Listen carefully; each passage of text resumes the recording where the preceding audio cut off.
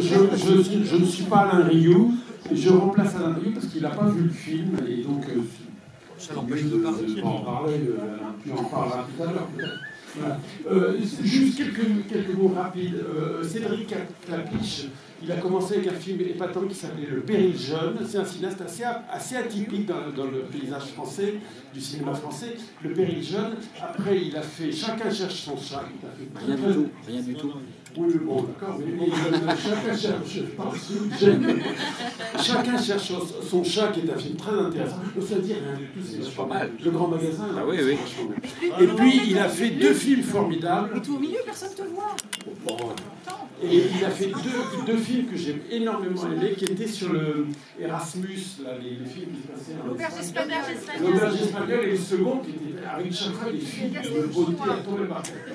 Alors, et là, il vient de faire un film que j'ai vu, donc à la différence d'Alain Rioux, pourtant critique professionnelle, carte verte et tout, et que bizarrement, la critique, les copains, mon cher Alain, on fait le film bouche en disant ouais, j'ai un petit claviche. Moi, je trouve que c'est un très bon film, et dans lequel mon petit camarade Jean-Marc Rouleau, avec qui on a fait plusieurs films, et qui est un comédien tout à fait sympathique et rare, et tout à fait original, tu as eu un rôle relativement différent, enfin, un rôle dans l'écriture, dans la fabrication du film, et puis tu fais un personnage important. Oui, alors, Cédric, moi j'ai fait 2 castings, j'ai fait le casting de Rien du tout, et peut-être aussi. Enfin, je n'ai pas été pris. Mais il savait que je... Oui. Et bon, ici, il savait que j'étais mignon à Meursault. Et il adore le vin, il adore le Bourgogne. Il est venu dans la cave plusieurs fois. Et puis on a parlé. Et puis petit à petit, il a eu l'idée de ce film en Bourgogne. Il est venu faire des photos pendant les vendanges en 2010. Il a fait la polée. Enfin, la polée, c'est la fête qu'on fait à la fin des vendanges. Il y a une scène de polée dans le film que vous allez voir. Et le connaissant, enfin, je pensais à l'auberge espagnole, je me suis dit que l'ambiance des vendanges de la polée, c'est que ça pouvait forcément que lui plaire. Donc l'idée du film a commencé à naître chez lui, et il a hésité, il a failli le faire plus tôt. Et puis en janvier 2015, il m'a dit allez, on y va, et il a commencé avec un scénario qui était écrit avec Santiago Amigorena. En fait, on a commencé avec peu de choses. Il y avait 30 pages, il y avait une trame comme ça. Oui, donc l'histoire, c'est... Enfin, je ne vais pas raconter l'histoire du film quand même. Et petit à petit, ça s'est construit. Donc Cédric, il voulait absolument avoir les 4 saisons, avoir cette notion de durée. Bon, voilà. Et il a voulu venir donc, aux 4 saisons. On a commencé au Vendange 2015. Donc le vin que vous avez goûté. Et il a eu de la chance parce que autour il y a eu des années catastrophiques à cause du gel ou de la grêle, et il a pu filmer heureusement en 2015 des raisins qui étaient vraiment très jolis. Donc vendange 2015 où ils ont fait 4 ou 5 semaines après l'automne, une semaine en hiver, et on a fini le film en juin 2016.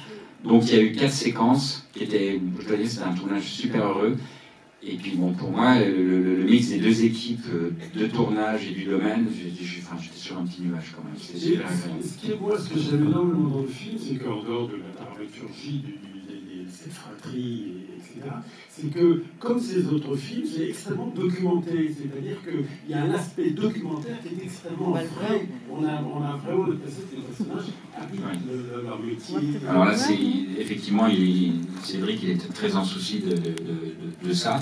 Et là, bon, là, je les ai aidés. J'ai écrit, de temps en temps, des petits dialogues sur des scènes un peu techniques, sur des gestes, sur des choses toutes simples. Mais à chaque fois que le vin est traité au cinéma, c'est tellement un tissu d'ânerie. Donc, il voulait absolument éviter ça. Et sur le travail de la vigne, c'est-à-dire qu'à chaque saison qui était filmée, il filmait les travaux qui correspondaient à cette saison. Sur le vocabulaire de la dégustation, il y a une scène où ils choisissent la date des vendanges. Je les ai aidés là-dessus, et sur des petits détails. Enfin, il y a une garden party, ils avaient imaginé que le propriétaire avait acheté un hectare de vigne et qu'il invitait tout le village pour fêter l'achat des vignes. Et je lui ai dit non, surtout pas. Quand on achète des vignes, on la ferme, on va au resto, on dit rien. Et donc, sur des petits sujets comme ça, qui font que quand le film était projeté en Bourgogne, les vignerons étaient plutôt heureux parce qu'ils se sont identifiés, ils se sont retrouvés, et le film était très bien accueilli en Bourgogne. Des questions? Non, on a envie de voir le film. Bon, confie.